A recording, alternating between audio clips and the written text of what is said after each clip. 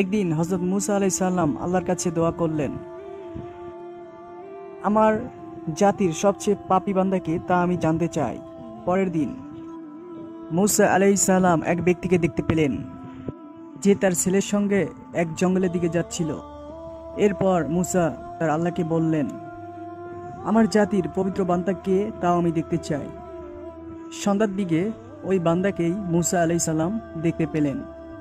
হযরত মুসা আলাইহিস সালাম অবাক হয়ে গেলেন, এইটা কি? হযরত মুসা আলাইহিস সালাম অবাক হয়ে গেলেন, এইটা কি? আল্লাহ তাআলা বলেন, ওই লোকের ছেলে তার বাবাকে প্রশ্ন করেছিল, বাবা, জঙ্গলের চেয়ে বড় কি? ওই লোকটি উত্তর দিল, পাহাড়। তারপর ছেলেটি জিজ্ঞেস করলো, পাহাড়ের চেয়ে বড় কি? তার বাবা বলল, আকাশ। আকাশের চেয়ে বড় কি? বলল, আমার গুনাহ। তখন ছেলেটি বলল, বাবা, গুনাহর চেয়ে বড় কি? তখন সেই লোকটি বলল, আল্লাহর রহমত। হে মুসা, এই পাপী বান্দা যেভাবে আমার কাছে ফরিয়াদ করিয়েছে, তাতে সেই লোকটির সমস্ত গুনাহ আমি মাফ করে দিয়েছি এবং তোমাদের জাতির মধ্যে সবচেয়ে পবিত্র লোক হিসেবে ঘোষণা করলাম। সুবহানাল্লাহ। আমাদের আলোর পথ ইসলামিক চ্যানেলটি সাবস্ক্রাইব করে পাশেই থাকবেন। ভিডিওটি কেমন লাগে তা কমেন্টে জানাবেন এবং ভিডিওটি একটি শেয়ার করবেন, লাইক করবেন। আল্লাহ হাফেজ।